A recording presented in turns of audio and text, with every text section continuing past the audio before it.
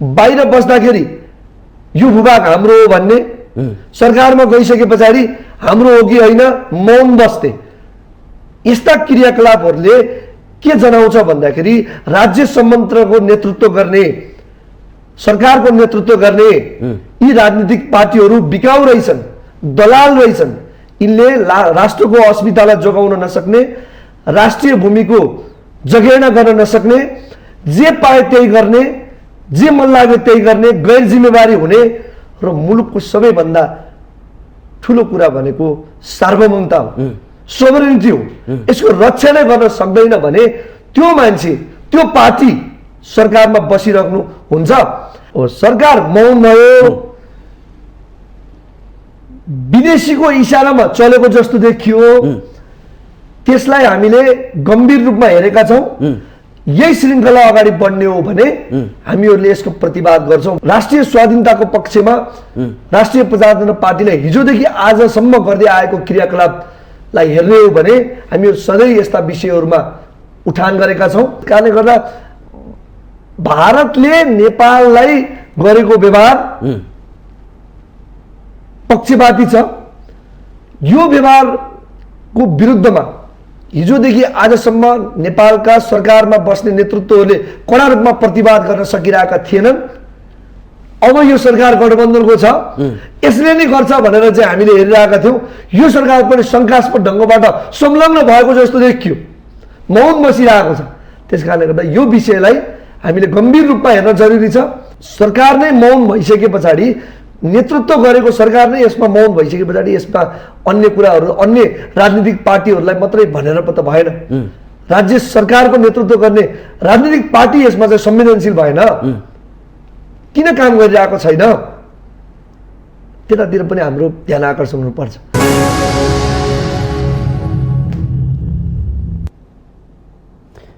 दर्शकबिन नमस्कार, स्वागत छ कार्यक्रम माउन्टेन संवाद। आजको माउन्टेन संवादमा हामी देशको स्वाधीनता माथि प्रश्न उठेको छ। भन्नै पर्दाखेरि लिपुलेख हाम्रो भूमि हो, त्यो भूमि भएर भारतले बाटो विस्तार गरिरहेको छ। सरकारले बोल्न त बोल्यो, सरकारको मन्त्री परिषदले बोल्यो, 17 दिनपछि बोल्यो, त्यो पनि धर्मराई हिचकिचाका साथ बोल्यो। निकै नै कठिन र जटिल परिस्थितिका बीचबाट बोले जस्तो देखियो। खै हाम्रो स्वाधीनता जोगाउनको लागि सरकारको किन यस्तो किसिमको शैली कडा रूपमा प्रस्तुत हुन सक्नु पर्थ्यो। त्यो पनि 17 दिनपछि मन्त्री परिषद बोल्छ। देशका युवा नेता कता गए? युवा नेताहरू देशभित्र भएका सानसाना घटनाको लागि पनि तछाड मछाड गरेर ढुङ्गा प्रहार गर्छन्। आज देशको भूमि मिचिरहेको छ। देशका युवाहरू बोलेका छन्। देशका युवा नेताहरूको जिम्मेवारी के हो? उहाँहरूले देशको स्वाधीनताको लागि बोल्नुपर्छ कि पर्दैन? तर आज कोही पनि बोलेका देखिएन। कुनै पनि पार्टीका भातृ सङ्गठनहरू, विद्यार्थी नेताहरू आज भारतको यो दादागिरीप्रति कटाक्ष गर्दै कोही पनि बोल्न सकेन। किन? के कारण? भन्न त पुस्ता हस्तान्तरणको लागि दबाब गरिरहेका छन् प्रत्येक पार्टीमा र त्यो स्थान प्राप्त पनि गरे। तर आज देशको सीमा मिचिँदाखेरि, देशले दमन प्राप्त गर्दाखेरि, हस्तक्षेप हुँदाखेरि युवाहरूको खासै भूमिका देखिएन। सरकारको त लाचारीपन देखियो, तर युवा नेताहरूको पनि प्रभावकारिता देखिएन। जयसिंह धामीले न्याय पाएन। आज लिपुलेखको बाटो नेपालको हो, तर भारतले विस्तार गरिरहेको छ। यो बारेमा सरकारले पनि बोल्न सकेन। हिचकिचाहटका बीचबाट बोलिरहेको छ सरकार। कडा रूपमा प्रस्तुत हुनुपर्थ्यो, त्यो सम्भावना देखिएन। हामी संवाद गर्छौँ, तथ्य छ भनेर मात्रै जवाब दिन्छ। त्यो पनि 17 दिनपछि, लामो समयपछि भारतले 2 पटक बोलेपछि बल्ल बल्ल बोल्नुपर्छ कि भन्ने आनाकानी गर्दै बोल्यो सरकार।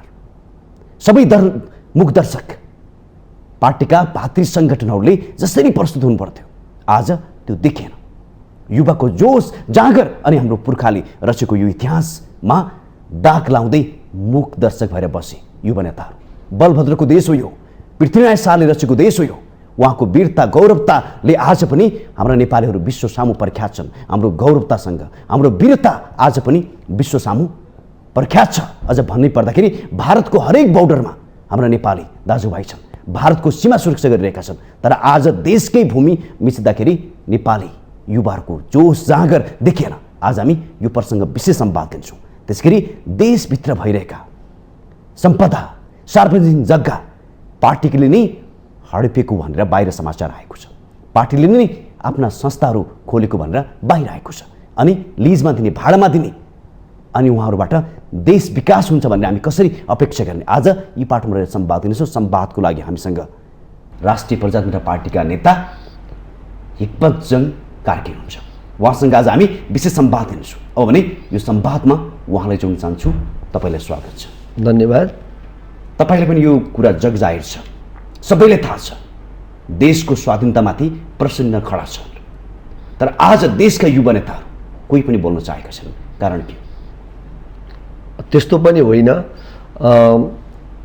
भारतले उत्तराखण्ड राज्यमा नेपालको टेरिटोरीभित्र पर्ने लिम्पियाधुरा, लिपुलेक र कालापानीलाई, जहाँ हाम्रो दार्चुला जिल्लामा पर्छ, सुदूरपश्चिम प्रदेशको त्यो क्षेत्रहरूलाई आफ्नो पोलिटिकल म्यापमा केही वर्ष अगाडि जारी गरेको थियो। त्यस लगत्तै तत्कालीन अवस्थामा हामीले देखिँदाखेरि केपी ओलीको सरकारले त्यसको विरोध गरेको थियो। र त्यसको विरोध मात्र होइन, तत्कालीन केपी ओलीको सरकारले नेपालको आफ्नो पोलिटिकल म्याप जारी गरेर त्यस क्षेत्रहरू नेपालको भूभाग हुन् र नेपाली नक्सा जारी गरेको थियो। त्यस बखतमा नेपालमा प्राय सबै राजनीतिक दलहरूले त्यसको विरोध गरेका थिए। तर विरोधैको लागि विरोध मात्र नभइकन त्यसमा कूटनीतिक ढङ्गबाट जुन किसिमको प्रयासहरू राज्य संयन्त्रबाट हुनुपर्ने थियो, डिस्कसनहरू हुनुपर्ने थियो, नेपालको भूभाग जुन तपाईँले अघि भनिराख्नु भएको छ, नेपालको भूभागलाई हिजो हाम्रो पुर्खाहरूले जसरी आर्जिनु भएको थियो, त्यो भूभागलाई आज जबरजस्ती ढङ्गबाट भारतले मिचा प्रवृत्ति गरेको छ। त्यसको विरुद्धमा जसरी पोलिटिकल पार्टिजहरूले डिप्लोमेटिक हिसाबले चाहिँ त्यसलाई लर्न गरेर त्यसलाई नेपालको नक्साभित्र ल्याउने मात्र होइन, त्यो भूभागलाई नै नेपालले प्रयोग गर्ने खालको एउटा चाहिँ औचित्य चाहिँ नेपालले प्रष्ट गर्न पर्नेमा धेरै कमी कमजोरीहरू देखिएको छ। त्यसमा तपाईँलाई भनिराख्दाखेरि अहिलेको वर्तमान परिप्रेक्ष्यमा पनि भारतीय प्रधानमन्त्रीले गएको केही साता अगाडि केही कार्यक्रममा गएर नेपालको लिम्पियाधुराको विषयमा बाटो निर्माण गरिरहेको सन्दर्भलाई पनि उहाँले जोड्नु भएको थियो। त्यो जोड्ने बित्तिकै नेपाल सरकारले तत्कालै त्यसको रियाक्सन गर्न पर्नेमा तपाईँले भने जस्तै 17 दिन भइसक्यो। 17 दिनको करिब करिब यो 2 हप्ता बितिसके पछाडि पुरै बासी भइसके पछाडि अनि अहिले आएर चाहिँ नेपाल सरकारले गरेको जस्तो गरेको छ। भन्दाखेरि के रहेछ भन्दाखेरि नेपाली कांग्रेसको सरकारले नेपालको भूमि मिचिँदाखेरि, नेपालको अस्तित्व मिचिँदाखेरि, सार्वभौमताको जहाँ चाहिँ हामीले हाम्रो सोभरेन कन्ट्रीको चाहिँ हामीले आफ्नो पक्षमा बोल्नु पर्ने थियो, कुरा राख्नु पर्ने थियो, त्यस बखतमा नेपाल सरकार अहिले प्रधानमन्त्री शेरबहादुर देउवाले बोलेको देखिएन। सरकार शङ्कास्पद ढङ्गबाट मौन रहेको पनि हामीले देखेका छौँ। सरकारले तत्कालै भारतीय प्रधानमन्त्री नरेन्द्र मोदीलाई भन्नुपर्ने थियो, तपाईँले हाम्रो भूमिमाथि बाटो बनाउँदै गर्दाखेरि तपाईँले द्विपक्षीय जुन छलफल गर्ने भनिएको थियो त्यो छलफल गर्नुभयो, डिप्लोमेटिक जुन खालको एउटा डिस्कसन गर्नुपर्ने थियो त्यो गर्नुभयो भनेर सोध्नु पर्ने थियो। र आफ्नो भूभागको रक्षाको निमित्त सरकारले गर्नुपर्ने जिम्मेवारीबाट सरकार पछाडि हटेको छ। यो सरकारले राष्ट्रिय सुरक्षा गर्न सकिरहेको छैन, नेपाल सार्वभौम मुलुक नेपालको रक्षा गर्न सकिरहेको छैन भन्ने कुरा यो विगतको 2 हप्ताले चाहिँ हामीलाई सिकाएको छ। र यो सबै नेपालीहरूले, नेपाली कांग्रेस जुन खास गरी भन्दा गठबन्धन पार्टीका सबै नेपाली दाजुभाइहरू जो यो पार्टीमा हुनुहुन्छ र यो पार्टीका नेतृत्व गर्ने नेताहरूलाई हामीले चाहिँ कडाभन्दा कडा रूपमा प्रतिवाद गर्न जरुरी छ। तपाईँले के सोध्न चाह्यो भने भारतका प्रधानमन्त्री अर्कोको भूमिमा बाटो विस्तार गरेर खुलेर बोल्छन्, आफ्नो जनतालाई सम्बोधन गर्छन्, तपाईँहरूलाई अब ढुक्क हुनुहोस् बाटो विस्तार हुँदैछ भनेर बोल्छ। जसको भूमि हो त्यसको प्रधानमन्त्री बोल्न चाहँदैन। 17 दिनपछि धर्मराएर बोल्छ। अनि न तपाईँहरू बोल्नुहुन्छ? यो हेपा प्रवृत्ति हो। भारतले सदियौँदेखि नेपाललाई हेप्ने, नेपाललाई पेलेर जाने खालको एउटा रणनीति नै लिएको छ। तपाईँको नेपाल सरकारले, हाम्रो प्रधानमन्त्रीले यदि साँच्चै नै राष्ट्रको माया गर्नुहुन्छ भने, राष्ट्र जोगाउने नाउँमा उहाँ अगाडि बढ्नुहुन्छ भने उहाँले तत्कालै तपाईँको विभिन्न निकायहरूलाई परिचालन गरेर नेपालको भूमि माथि चाहिँ भारतीय अतिक्रमणको विरोधमा विभिन्न चरणमा चाहिँ छलफलहरू गर्नुपर्नेछ। त्यति मात्र होइन, नेपालको डेलिगेटै भारतमा पठाएर त्यस भूमिमा भइरहेको बाटो निर्माणलाई रोक्नको निमित्त नेपाल सरकारले पहल गर्नुपर्नेछ। त्यसलाई जबरजस्ती ढङ्गबाट नेताले बोले जस्तो जे पाए त्यही बोलेर मात्र होइन, विज्ञप्ति मात्र निकालेर होइन, नोट मात्र लेखेर होइन, आफ्नो प्रतिक्रिया जनाउने हो भने भारतीय प्रधानमन्त्री त्यहाँका सरकारका निकायका प्रमुखहरूसँग बसेर, प्रधानमन्त्री र प्रधानमन्त्री बसेर छलफल गर्न पर्छ। सरकार र सरकार बीचको चाहिँ छलफलबाट एउटा कूटनीतिक पहल गरेर यसको समाधान तत्कालै निकाल्न पर्ने परिस्थिति छ। 1997बाट आजसम्म हामीहरू वार्ता र छलफल गरिरहेका छौँ र वार्ता र छलफल कहिले पनि पूर्ण भएको छैन। बाहिर बस्दाखेरि यो भूभाग हाम्रो हो भन्ने, सरकारमा गइसके पछाडि हाम्रो हो कि होइन मौन बस्थे।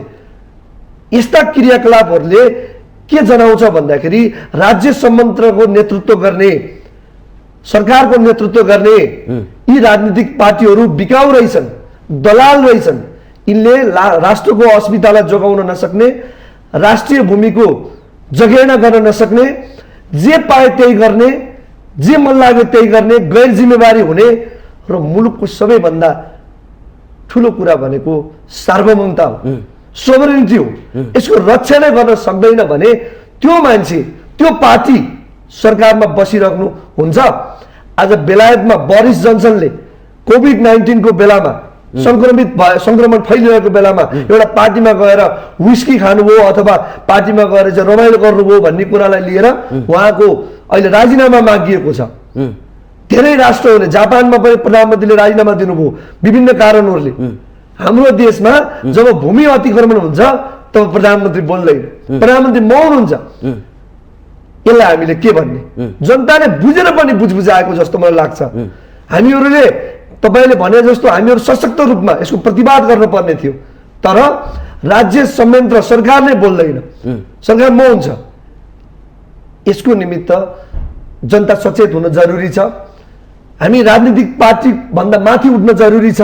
राष्ट्रिय स्वाधीनताको, राष्ट्रियताको सवालमा हामीहरूले कुनै पनि वाद र तन्त्रलाई नहेरिकन हामीहरू एकजुट हुनुपर्ने जरुरी छ। पृथ्वीनारायण शाहले भन्नुभएको छ, अस्ति मात्रै हामीले 27 गते, पौष 27 गते पृथ्वी जयन्ती मनायौँ।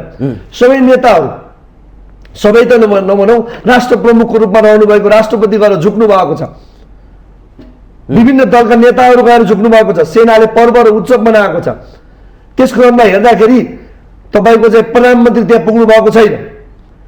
प्रधानमन्त्री डडेलधुराका मान्छे, तपाईँ आज पृथ्वीनारायण शाहले यो मुलुक नबनाइदिएको भए डडेलधुराका मान्छेले बालुवाटारमा आएर बस्ने, प्रधानमन्त्री हुने योग्यता र क्षमता राख्दथे? यो प्रश्न छ हामीलाई। त्यस कारणले गर्दा हामीहरू सचेत हुन जरुरी छ। नेपाली कांग्रेस लगायतको गठबन्धन सरकारले सरकारमा रहँदाखेरि सस्तो लोकप्रियताको लागि मात्र काम गर्ने होइन, राष्ट्रिय स्वाधीनताको रक्षा र त्यसलाई जोगाउनको निमित्त कस्तो पहल गर्यो जनता हेर्न चाहिरहेको छ। तपाईँले के सोध्न चाहे भने यो अहिलेको पनि बाध्यताकारी सरकारको देखिन्छ। सामाजिक सञ्जाल लगायत समाचारले दबाब दिएपछि बाध्यतावश सरकार बोलेको छ, मन्त्री परिषद बोलेको छ। नबोल्नुको खास कारण के हो जस्तो लाग्छ?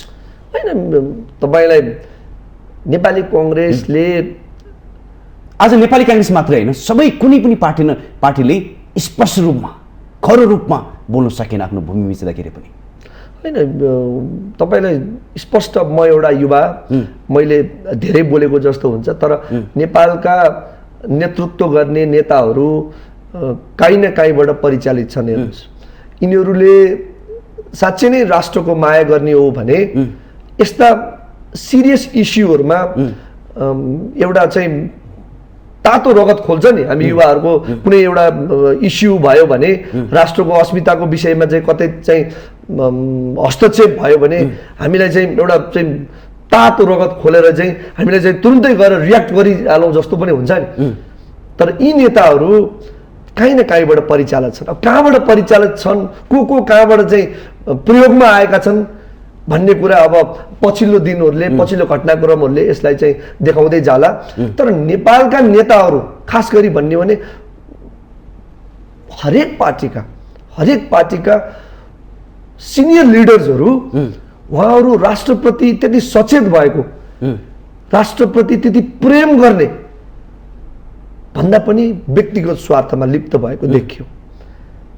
आज कुनै एउटा देशले हामीमाथि प्रहार गर्छ भने त्यसको विरुद्धमा किन नेपालको नेताहरू बोल्न सक्दैनन्, खुलेआम रूपमा किन प्रस्तुत हुन सक्दैनन्? कहाँको के को डर छ यिनलाई?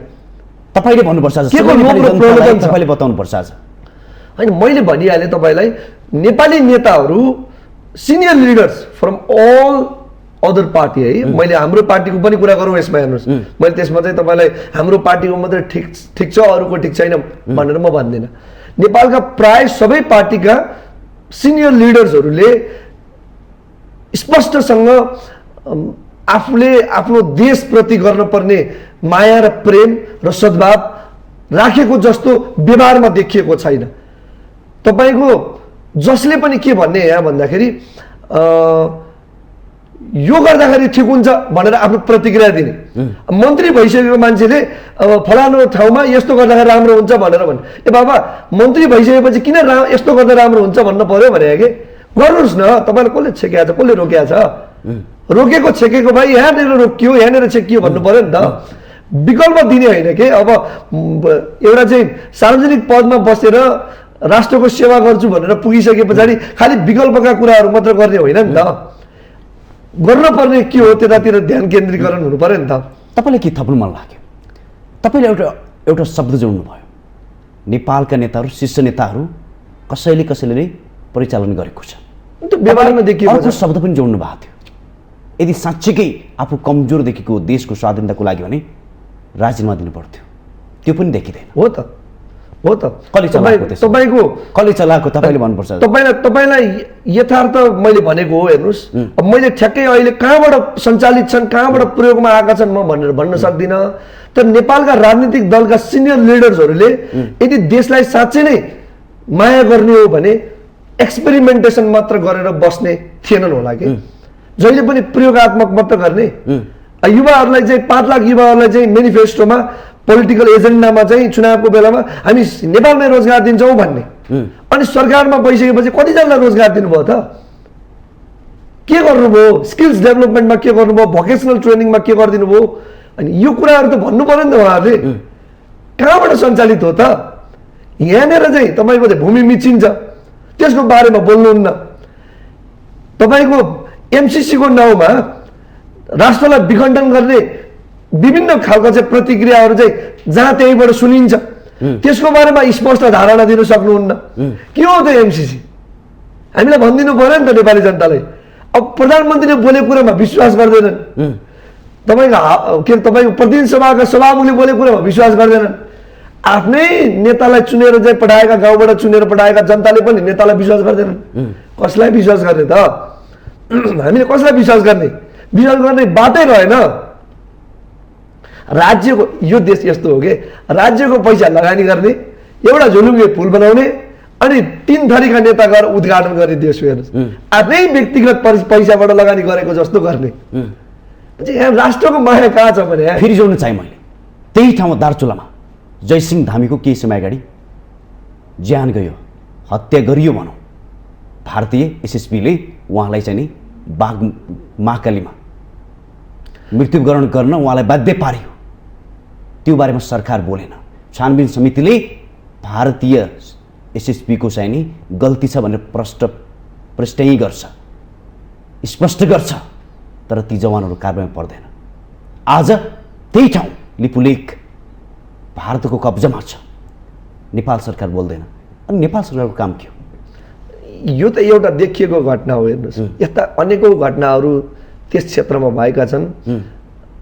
यो त देखाएर देखिएको हिसाबले मात्र हामीले थाहा पायौँ। दार्चुलाका जनताहरूले आफ्नो बोर्डरमा आफ्नो सीमा सुरक्षाको निमित्त नागरिक नै सीमाको सुरक्षामा चाहिँ खटिनु भएको छ। हेर्नुहोस्, सुरक्षा बलसँग मिलेर आफ्नो सुरक्षा, आफ्नो बोर्डरलाई कसरी सीमालाई सुरक्षा गर्ने भनेर दैनिक जसो त्यहाँ चाहिँ तपाईँको चाहिँ भारतीय पक्ष र नेपाली पक्षको बिचमा विवाद, झगडा, हानाहान भइरहेको छ। तर सरकार बोल्दैन। तपाईँले भने जस्तै यो सरकारले धामीजीको मात्र विषय होइन, उहाँ स्वर्गीय हुनुभयो, उहाँको विषयलाई मात्र होइन, त्यस विषयलाई उठान गरेर धेरै राजनीतिक पार्टीहरू, धेरै सङ्घ संस्थाहरूले, नागरिक समाजले त्यसको विरोध गर्यो। सरकारको ध्यान आकर्षण गर्यो। सरकार एउटा नाटकीय ढङ्गबाट कमिटी निर्माण गर्छ, छानबिन गर्छ, छानबिन गरेर त्यसको चाहिँ छानबिनको प्रतिवेदन के आयो भन्ने कुरालाई चाहिँ नहेरिकन जे पाए त्यही अब त्यसमा चाहिँ गैर जिम्मेवारी ढङ्गबाट पर्छिने काम गर्छ। सरकार कहाँ छ भने, सरकार कहाँ छ यहाँ? कहाँनिर हामीले सरकार छ भन्ने अनुभूति गर्ने? म एउटा युवाले सरकार कहाँ छ भन्ने अनुभूति गर्ने भन्नुहोस् त। म रोजगारी गर्न चाहन्छु, म आफ्नै मुलुकमा केही गर्न चाहन्छु, यही म आफ्नो पहिचान बनाउन चाहन्छु, म उत्साहित हुन चाहन्छु, राजनीतिप्रति आकर्षित हुन चाहन्छु। मलाई केले आकर्षित गरिदिने? म चल्ने हिँड्ने केले? मेरो व्यवहार, मेरो हरेक कुराहरू सन्तुलित ढङ्गबाट मैले कसरी लाने? कहाँ छ मेरो सरकार? त्यस कारणले गर्दा सरकार नामको मात्र होइन, कामको हुनु पर्यो नि। सरकार छ तर के को लागि तपाईँले बताउनु पर्छ। सरकार विदेशीहरूको दलाली गर्नको निमित्त, विदेशीहरूबाट प्रयोगात्मक ढङ्गबाट एक्सपेरिमेन्टेसनको रूपमा आफूलाई प्रयोग गर्नको निमित्त जनतालाई जुन किसिमको अधिकार सम्पन्न गर्न पर्ने थियो त्यस दृष्टिकोणमा नलाग्नको निमित्त रहेको जस्तो देखियो। त्यसो भए ठिक छ, यदि सरकार साँच्चीकै देशको हितको लागि होइन भने रापरपा चुप बस्ने? राष्ट्रिय प्रजातन्त्र पार्टीले प्रतिवाद गरेर आएको छ। विभिन्न श्रृङ्खलाहरू, राष्ट्रमा घटेका विभिन्न श्रृङ्खलाहरूको विरोध गरेको छ। अहिले नै तपाईँको चाहिँ जुन भारतीय प्रधानमन्त्री नरेन्द्र मोदीले चाहिँ बोल्नुभएको विषयमा हामीले चाहिँ आफ्नो प्रतिक्रिया जनाएका छौँ। निकट भविष्यमा यदि सरकार यसरी नै मौन बस्ने हो भने हामीले यस विषयलाई अत्यन्त गम्भीर रूपमा उठान गर्नेछौँ र यसलाई आन्दोलनको रूपमा यो सरकारलाई विरोधको रूपमा चाहिँ एउटा प्रदर्शन गरेर अगाडि बढ्नेछौँ। तपाईँहरूले कहिले उत्रिनु भनेकै? 17 दिनपछि सरकार बोल्छ हाम्रो भूमिबारे, त्यो पनि भारतले दुई पटक बोल्दाखेरि प्रधानमन्त्री बोल्छ, त्यसपछि दूतावास बोल्छ, त्यसपछि सरकार बोल्छ। नेपालमा हेर्ने हो भने पहिले जनता बोल्छ, त्यसपछि कार्यकर्ताहरू बोल्छन्, त्यसपछि पार्टी बोल्छ, त्यसपछि सरकार बोल्छ। कहिलेकाहीँ त कस्तो लाग्छ हजुर भन्दाखेरि अहिले यो कोभिडको सङ्क्रमणले विश्व नै आक्रान्त भएको छ। यही बेलामा यही मौका छोपेर भारतीय प्रधानमन्त्रीले अहिले चाहिँ जुन कोभिड झन् बढेर गएको छ, यही बेलामा गएर चाहिँ बाटोको विषयमा बोल्छन्। नेपालमा फेरि नेपालको राज्य संयन्त्रले फेरि कोभिडलाई व्यवस्थापन गर्ने नाउँमा अब स्मार्ट लकडाउनको एउटा चाहिँ अवधारणा लिएर अगाडि आउँछन्। यतिजना मान्छे जम्मा हुन पाउने, यतिजना जम्मा हुन नपाउने खालको चाहिँ वातावरण पनि छ। फेरि नागरिकको सुरक्षाको पनि हामीले चिन्ता गर्नुपर्ने हुन्छ। यद्यपि यी सबै कुराहरूलाई हेरेर राष्ट्रिय प्रजातन्त्र पार्टीले, यो सरकारको हरेक क्रियाकलापलाई हामीले गम्भीर रूपमा हेरेका छौँ, यसलाई फिडब्याकिङ पनि गरेका छौँ र यसलाई यो सरकारले यसरी नै चल्ने हो, यसरी नै निर्मम भएर जाने हो भने राष्ट्रिय प्रजातन्त्र पार्टीले काठमाडौँमा अहिलेसम्म नदेखिएको खालको आन्दोलनबाट यो सरकारलाई चुनौती दिन्छ। यसको प्रतीक्षा तपाईँलाई म गर्नको निमित्त आग्रह गर्न चाहन्छु। नेपाली जनतालाई पनि म आग्रह गर्न चाहन्छु, यदि कुनै पनि सरकारले राष्ट्रिय सार्वभौमताको पक्षमा बोल्दैन, राष्ट्रिय हितको पक्षमा बोल्दैन, नागरिकको पक्षमा बोल्दैन, नागरिकको सुरक्षाको पक्षमा बोल्दैन, युवाहरूको पक्षमा बोल्दैन, महिलाहरूको पक्षमा बोल्दैन, हरेक वर्गलाई समेटेर जान सक्दैन, विकास र समृद्धिको नाममा दलालीकरण गर्छ, यस्तो हो भने यसको विरोध प्रतिवाद गर्नुपर्छ। यसको निमित्त सबै राजनीतिक पार्टीमा लाग्नुहुने दाजुभाइ आमा बुवा दाजुभाइ तथा दिदीबहिनीहरूलाई म आग्रह गर्न चाहन्छु, यसको विरोधको रूपमा हामीहरू अगाडि आउनु पर्न सक्छ, तयार रहनको निमित्त पनि म आग्रह गर्न चाहन्छु। थोरै पाटो परिवर्तन गर्न चाहे मैले। के चाहे भने 2 रुपियाँ पेट्रोलमा बढ्यो भने विद्यार्थीहरू युवा नेताहरू सडकमा उत्रिन्छ। तर आज देशको स्वाधीनतामाथि नै प्रश्न उठेको छ। आज कुनै युवा नेता बोलेका छन्? यो विषय निकै नै गम्भीर विषय तपाईँले उठाउनु भयो। विभिन्न राजनीतिक पार्टीका भातृ सङ्गठनहरूले तपाईँले भने जस्तै सानातिना विषयहरूमा चाहिँ ढुङ्गा हान्ने, नेताहरूले प्रयोगमा ल्याइसकेपछि प्रयोगमा आउने, पार्टीका गुटमा लागेका नेताहरूले एउटा गुटले चाहिँ यसो गर भनेपछि मान्ने युवाहरू प्रयोगमा मात्रै आएका छन्। त्यो भएर पक्कै पनि पार्टीका युवा सङ्गठन, विद्यार्थी सङ्गठनहरूले यो मुद्दालाई निष्पक्ष ढङ्गबाट कुनै पनि आग्रह पूर्वाग्रह नराखिकन राजनीतिक पार्टीले के भन्छ, हाम्रो पार्टीको धारणा के हो भन्दा पनि हामी युवाहरूले सचेत भएर हामीले बुझेका कुराहरू, जानेका कुराहरू, देखेका कुराहरूको विषयमा प्रखर रूपमा बोल्नु पर्ने हुन्छ। र यसको निमित्त म सबै राजनीतिक पार्टीका साथीहरूलाई, युवा साथीहरूलाई, युवा नेताहरूलाई, हामी नामको मात्र युवा नेता होइन, कामको पनि युवा नेता भएर देखाउनको निमित्त म आग्रह गर्न चाहन्छु। त्यसो भए तपाईँ जस्ता युवा नेताहरूलाई भारतले भूमि मिचिरहेको छ भने अझै पनि थाहा छैन तपाईँहरूलाई? 17 दिन बितिसक्यो। अनि मैले तपाईँलाई अघि पनि भनिसकेँ, तर हामीले समस्या त्यहाँनिर हो कि हामीले भारतको यो मिचा प्रवृत्तिको विरोध गरेका छौँ। भारतले सदियौँदेखि नेपाललाई गर्दै आएको मिचा प्रवृत्ति, हेपा प्रवृत्ति र नेपाली सार्वभौमताको विरुद्धमा भारतले जसरी चाहिँ नेपाली नेताहरूलाई प्रयोग गरेर जसरी चाहिँ आफ्नो अभिष्ट पुरा गरिरहेको छ, यसको विरोध हामीले गरिरहेका छौँ।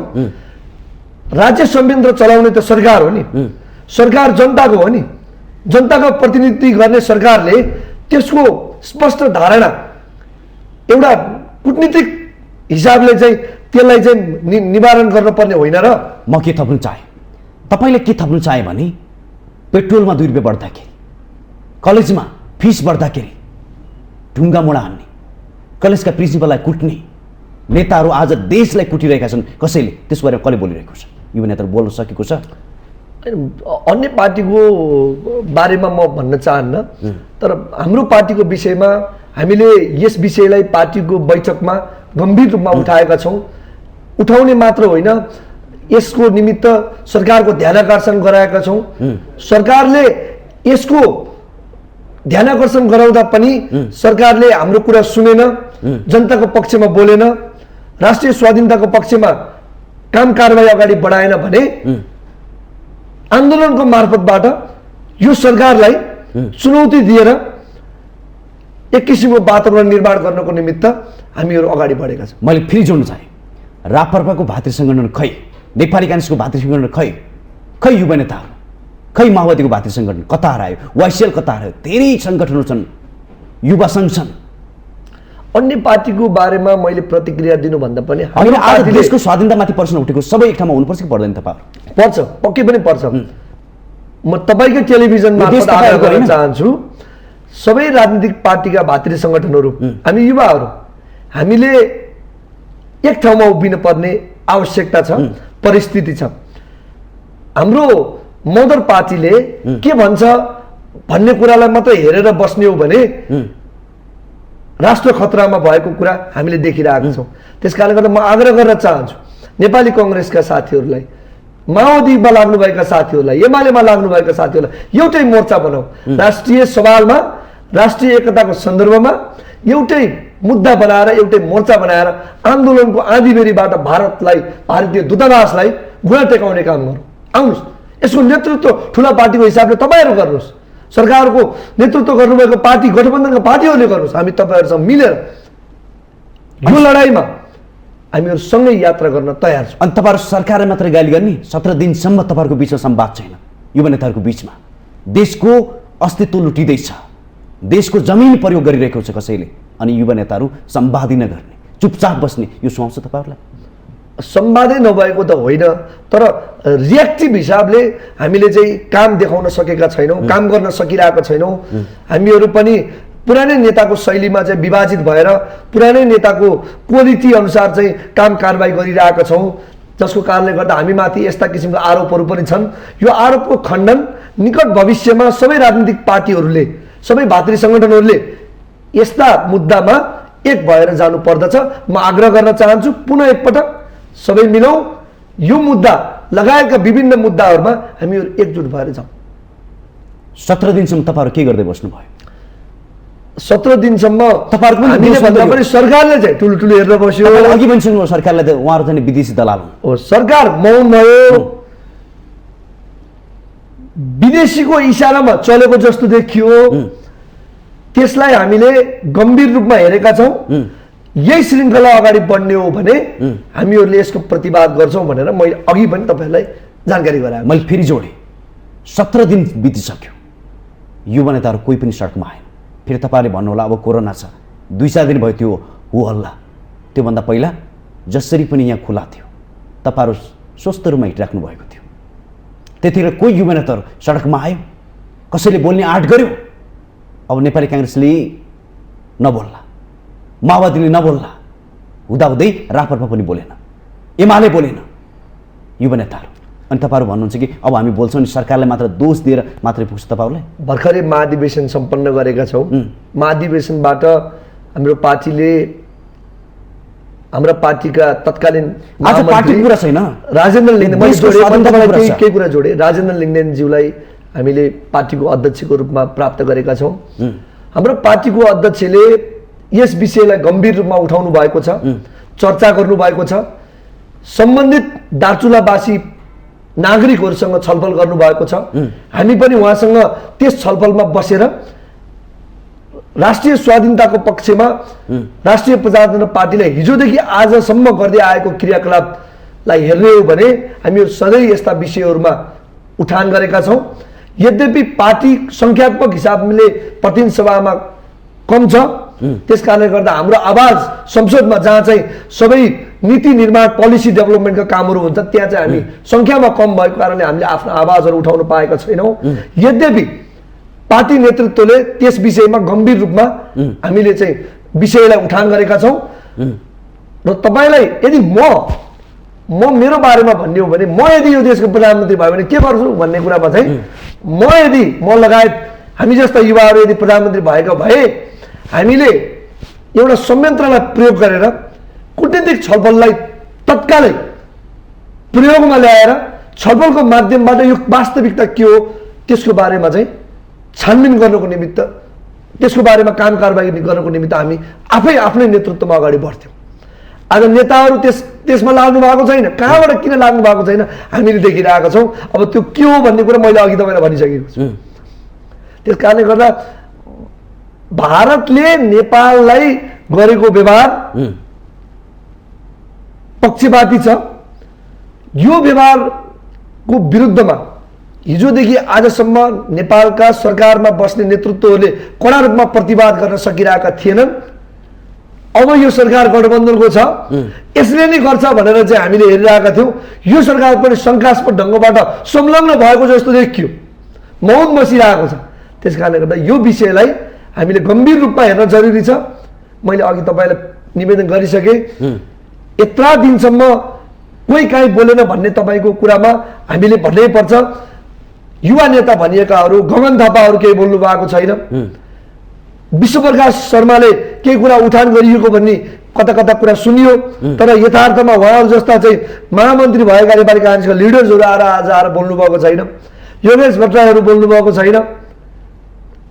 भन्दाखेरि कहाँबाट कसरी के भइरहेको छ त, कहाँबाट को सञ्चालित छ, प्रयोग छ भन्ने कुरा काहीँ न काहीँ उठ्छ कि यो त तपाईँले भन्नुपर्छ भन्ने खालको चाहिँ म जस्ता युवालाई चलाउँदै हुनुहुन्छ, म जस्ता युवाहरूलाई तपाईँहरू हिँड्नु भएको छ, तपाईँहरू भन्न सक्नु पर्यो नेपाली जनता। सार्वजनिक पदमा उहाँहरूको पार्टी सरकारमा छ।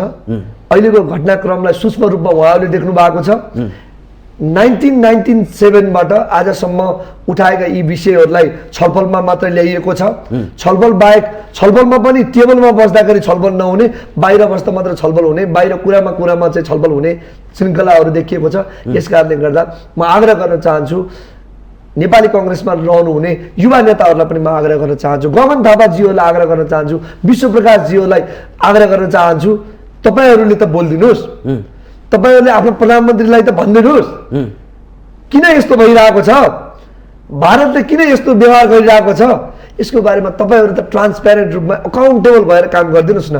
तपाईँहरू सरकारमै हुनुहुन्छ, हामीहरू पनि तपाईँहरूसँग मिलेर जान तयार छौँ। यो विषयलाई एउटै मोर्चा बनाएर जाउँ। के रहेछ यथार्थ? यहाँ त झुकाइयो, के हो त खास वास्तविकता के हो? हाम्रो भूमिमाथि अतिक्रमण हुँदाखेरि हामीले के गर्नुपर्ने हो त? यस विषयलाई गम्भीर रूपमा उठाउनुको निमित्त म सम्पूर्ण सरकारमा र प्रतिपक्षमा रहेका अन्य युवा साथीहरूलाई पनि म चाहिँ आग्रह गर्न चाहन्छु। तपाईँलाई के जोड्न चाह्यो भने नेपालका भातृ सङ्गठनहरू, युवा नेताहरूको काम के रहेछ भन्ने कुरा आज समाचारमा आएको छ, न्युजहरूमा, सामाजिक सञ्जालमा बाहिर आएको छ। देशभित्र रहेका सरकारी जग्गाहरू हडप्ने, भाडामा लाउने, कलेज, त्रिभुवन युनिभर्सिटी लगायत जस्ता युनिभर्सिटीलाई चाहिँ कब्जामा ल्याउने, भाडामा लाउने काम मात्रै भातृ सङ्गठनहरूको देखिन्छ। हेर्दाखेरि तपाईँहरूको काम भनेको देशभित्रका सार्वजनिक जग्गाहरूलाई कब्जा गर्दै आफ्नो लागि अनुकूल पार्दै जाने हिँड्ने हो कि देशको स्वाधीनतामा बोल्ने हो? पक्कै पनि तपाईँ समाचार हेर्नु सक्नुहुन्छ, अहिले पनि बाहिर आएको छ त्यो।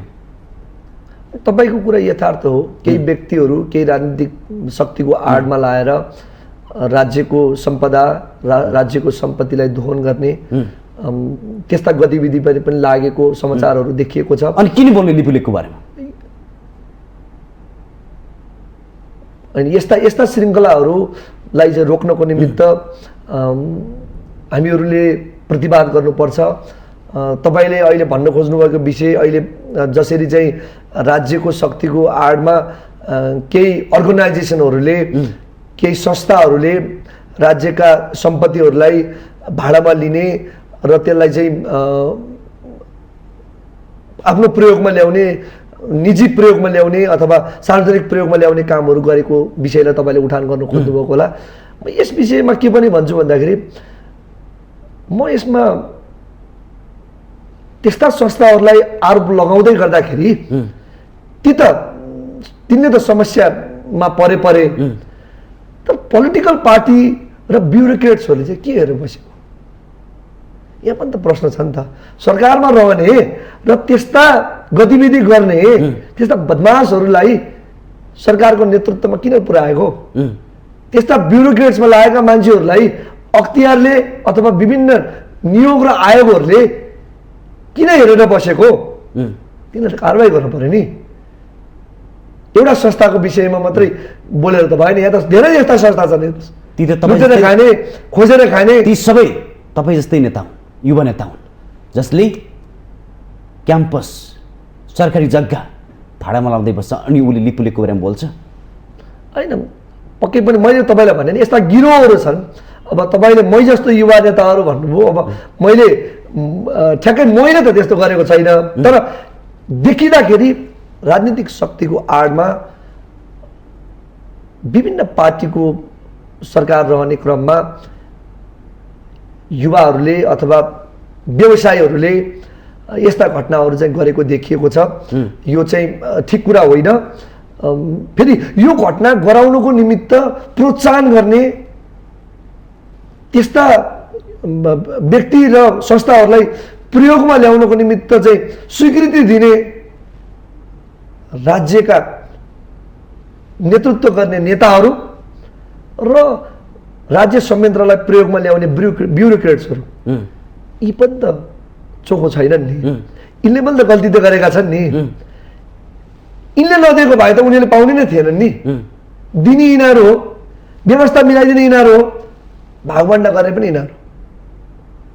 सरकारमा रहने हरेक राजनीतिक पार्टीहरू अहिले जो कोले कहाँ दिए भन्ने कुरा त छर्लङ्ग बाहिर आइरहेको छ। तपाईँहरूको सञ्चार माध्यमबाट बाहिर आइरहेको छ त। कहाँबाट को सञ्चालित भए, को प्रयोग भए, नाम किन लिइराख्नु पर्यो? सबै छर्लङ्ग छ। त्यसो भए युवा नेताहरूको पनि काम छैन। होइन, मैले समग्रमा भन्दाखेरि तपाईँको चाहिँ कामै छैन भनेर भन्दिनँ, तर केही गिरोहको कारणले गर्दा हामी बदनाम भएका छौँ, व्यवसायीहरू बदनाम भएका छन्, विभिन्न लालचनाहरू लागेका छन्। तपाईँ एउटा कुरा बताउनुहोस् कि सीमामा नेपाली जनता लड्छ, नेपाली जनता बोल्छ, तपाईँहरू अकुश सम्पत्ति कमाउनुको लागि सार्वजनिक जग्गा हडप्ने अनि 17 दिनसम्म पनि देशको स्वाधीनताको लागि नबोल्ने, अनि तपाईँहरूको काम के हो ठ्याक्कै? तपाईँले युवा नेताहरूको बारेमा भन्नुभयो, म तपाईँलाई आग्रह गर्न चाहन्छु कुन युवा नेताहरू यसमा संलग्न भएको मलाई नाम भन्नुहोस् न। आज कोही पनि बोल्ने देशको स्वाधीनताको बारेमा होइन, युवा नेताहरू त्यसमा संलग्न भएका छन् भने नाम भनेपछि पो म उहाँहरूको चरित्रको बारेमा मैले जानेको बुझेको कुरा तपाईँलाई सेयर गर्ने हो। तर मैले तपाईँलाई त्यो नाम तपाईँले नभने तापनि त्यस्ता गिरोहहरू राज्यको शक्तिको प्रयोगमा आडमा आएर त्यस्ता गतिविधिहरू गरेका छन् जुन कुराहरू ठिक होइनन्, यसको विरोध गर्नुपर्छ र सरकारले यस्ता गतिविधिहरूमा आफूले आफूलाई संलग्न गराउनु हुँदैन भन्ने मेरो धारणा हो। तर स्वाधीनताको बारेमा कोही पनि बोलेन। सरकार नै मौन भइसके पछाडि, नेतृत्व गरेको सरकार नै यसमा मौन भइसके पछाडि यसमा अन्य कुराहरू अन्य राजनीतिक पार्टीहरूलाई मात्रै भनेर त भएन।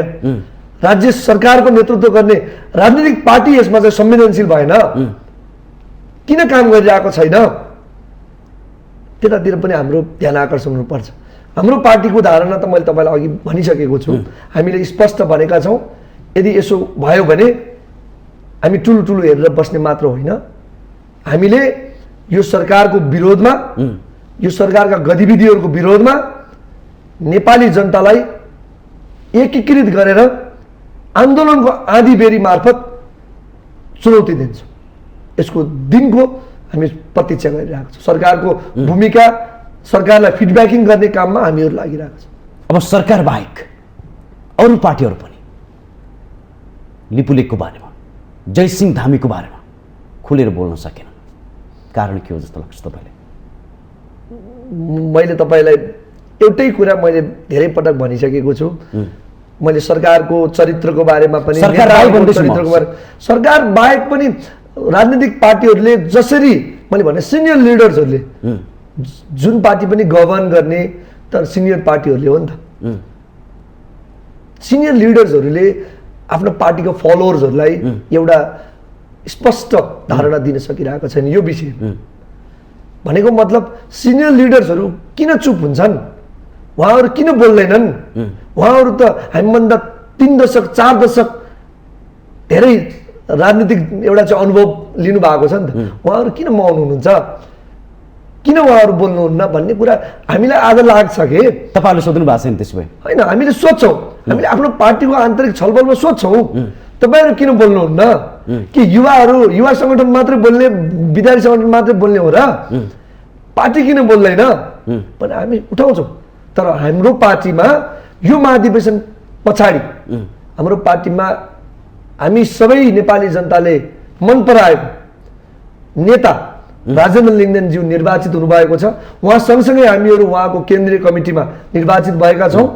हामीहरूले पक्कै पनि देखिने खालको, जनतालाई आभास हुने खालको काम, क्रियाकलाप निकट भविष्यमा गरेर देखाउँछौँ। अर्को पटक तपाईँको चाहिँ टेलिभिजनमा अन्तर्वार्ता दिँदा आउँदा यो कार्यक्रम हाम्रो पार्टीले गर्यो, यस विषयमा हामीले यसरी चाहिँ आफ्नो आवाजहरू उठायौँ भनेर तपाईँलाई म जानकारी गराउँछु। तपाईँले एउटा कुरा जोड्नु मन लाग्यो, के लाग्यो भने विद्यार्थी नेता हुँ भन्दाखेरि बडो गर्व लाग्दो रहेछ। ती नेताहरूका विद्यार्थी डिग्री पिएचडी गरेर कोरिया जाँदो रहेछ, खाडी मुलुक जाँदो रहेछ, फेरि उहाँलाई गर्वै लाग्दो रहेछ। युवा नेताहरू भन्दाखेरि गर्व लाग्दो रहेछ तपाईँहरूलाई, तर देशको भूमि बित्दाखेरि पनि कोही नभन्ने ठ्याक्कै काम के हो तपाईँहरूको? यस्तो छ, अब विद्यार्थी नेपालमा अलिकति खराब खालको प्रचलन छ कि तपाईँको, म नेपालको राष्ट्रिय प्रजातन्त्र पार्टीको मात्रै कुरा गर्दिनँ, म इन्टरनेसनल यङ डेमोक्रेटिक युनियनको पनि म भाइस चेयरम्यान हो। मैले त्यहाँ देखेको छु कि म त्यहाँ गएको 3 साता अगाडि म बेल्जियममा थिएँ। बेल्जियममा CDV भन्ने एउटा पोलिटिकल पार्टी थियो त्यहाँ। उनीहरू अहिले कोलिसनको सरकारमा छन्। त्यो पार्टीको अन्तर्राष्ट्रिय विभागको प्रमुख डाक्टर थोमस मेरो साथी हुनुहुन्छ। मैले उहाँलाई सोधेँ तपाईँको विद्यार्थी सङ्गठनहरूको क्रियाकलाप के हुन्छ, कस्तो हुन्छ, तपाईँहरूले के गर्नुहुन्छ, युवाहरूले के गर्नुहुन्छ भन्दाखेरि उहाँहरूले स्पष्ट आफ्नो धारणाहरू भन्नुभयो कि मलाई विद्यार्थी सङ्गठनहरूले मूलभूत विद्यार्थीका मुद्दाहरू जस्तै विद्यार्थीलाई परेका समस्याहरू, आप्रवासी विद्यार्थीहरू, त्यहीका विद्यार्थीहरू पढ्ने क्रममा रोजगारीको विषयमा, उनीहरूको जीविकोपार्जन गर्ने विषयमा सरकार के गरिरहेको छ, राज्य संयन्त्र के गरिरहेको छ, त्यसलाई हेर्ने, त्यसको फिडब्याकिङ गर्ने र आफ्नो धारणा बनाउने र आफ्नो सरकार भएको अवस्थामा आफ्नो मेनिफेस्टो तयार गर्ने काम हो हाम्रो। विरोध गर्ने, समर्थन गर्ने यी क्रियाकलाप त राजनीतिक पार्टीभित्र भइ नै हाल्छ। अब उनीहरू स्वतन्त्र छन् कि उनीहरू स्वतन्त्र छन्, उनीहरूले आफ्नो क्रियाकलाप गर्ने फ्रिडम पनि छ। तर के यहाँ छ त, यहाँ त अब हामीसँग टाइम नेपाली काङ्ग्रेसको सभापतिले के भन्नुभयो, विद्यार्थी सङ्गठनले मान्नु पर्यो। विद्यार्थी सङ्गठनले आफ्नो चाहिँ स्वतन्त्रतापूर्वक आफ्नो काम कारबाहीहरू गर्न पाउँदैन। युवा सङ्घमा केपी ओलीले जे भन्नुभयो अन्य सबैले त्यही गर्नुपर्छ। मतलब यहाँ त राजनीतिक पार्टीहरूलाई, नेताहरूलाई आफू चाहिँ नेतृत्वमा आउन, आफ्नो चाहिँ हुकुम चलाउनको लागि विद्यार्थी सङ्गठनहरूलाई, युवा सङ्गठनलाई प्रयोगमा ल्याइएको छ। यो कुरा हामी युवाहरूले बुझ्नुपर्छ, मैले बुझ्नुपर्छ, अन्य युवा साथीहरूले बुझ्नुपर्छ जस्तो मलाई लाग्दछ। अन्तिममा हाम्रो धेरै त्रुटि भएको छैन चाहिँ। यद्यपि म युवै नेता भए पनि म आफू सङ्लो छु भनेर भन्दिनँ। धेरै त्रुटि, कमजोरीहरू हाम्रो भएको छन्। तर अब कमजोरी गर्ने छुट हामीलाई छैन, गल्ती गर्ने छुट हामीलाई छैन।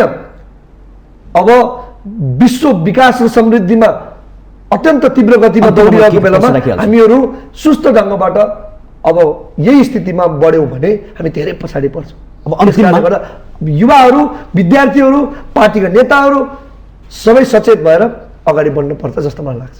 अन्तिममा छोटकरीमा लिपुलेखको बारेमा राप्रपाको धारणा र यसको निकासको अन्तिममा छोटकरीमा हामीसँग धेरै टाइम कम छ। सुदूरपश्चिम प्रदेशको दार्चुला जिल्लामा रहेको लिपुलेख, लिम्पियाधुरा र कालापानी नेपालको भूभाग हो। यसको संरक्षण गर्नको निमित्त यसलाई जसरी पोलिटिकल म्याप गएको सरकारले चाहिँ निर्माण गरेको छ, त्यो पोलिटिकल म्यापलाई इम्प्लिमेन्टेसन गरेर त्यहाँका जनताहरूलाई नेपाली नागरिक बनाउनको निमित्त, नेपाली नागरिकता दिनको निमित्त, राज्यले दिने सेवा र सुविधा दिनको निमित्त राज्य संयन्त्र लाग्नुपर्छ। यी सम्पूर्ण भूभागहरू नेपालका हुन्। यी भूभागहरूलाई भारत सरकारले मिचेको छ। हेपा प्रवृत्तिबाट नेपालका नेताहरूलाई प्रयोगमा ल्याएर, सरकारलाई प्रयोगमा ल्याएर आफ्नो गतिविधिहरू गर्दै आएको छ। यसको विरोध राष्ट्रिय प्रजातन्त्र पार्टीले गरेको छ। यी सम्पूर्ण भूभागहरू नेपालको पोलिटिकल म्यापमा जारी मात्र होइन, कूटनीतिक पहल गरेर यसलाई हाम्रा नेपाली दाजुभाइको नीत ल्याउनुपर्छ जस्तो मलाई लाग्छ। हस्, पक्कै पनि तपाईँले भने जस्तै आज राप्रपा मात्र होइन, सबै पार्टीहरू, सरकार एक ठाउँमा उभिनुपर्छ। नक्सा त हामीले ल्यायौँ, त्यसको कार्यान्वयनको लागि, त्यहाँको जनताको सुख र नागरिकता प्रदान गर्नको लागि सबै एक ठाउँमा उभिएर संवादलाई अघि बढाउनु पर्ने आवश्यकता छ भन्दै यो संवादको लागि जुन यसको लागि धेरै धेरै धन्यवाद दिँदै बिदा हुन चाहन्छु। नमस्कार। धेरै धेरै धन्यवाद। दर्शकबिन, पक्कै पनि अझै पनि लिपुलेखको बारेमा स्पष्ट धारणा कडा रूपमा जसरी भारतका प्रधानमन्त्रीले बोले त्यो रूपमा कसैले पनि बोल्न सकेको छैन। सरकार बोलेको छ, मन्त्री परिषद बोलेको छ, हिचकिचाउनु पर्दैन। सरकार कडा रूपमा प्रस्तुत हुनुपर्छ, संवादलाई अगाडि बढाउनुपर्छ, सबै पार्टीहरू एक ठाउँमा उभिनुपर्छ र निकास खोजिनुपर्छ। तत्कालभन्दा तत्काल त्यो गतिविधि अर्थात् भारतले गरिरहेको गतिविधि रोक्नुपर्छ भन्दै आजको यो संवाद नामक कार्यक्रम सञ्चालक खगेन्द्र विष्ट बिदा हुन चाहन्छु। नमस्कार।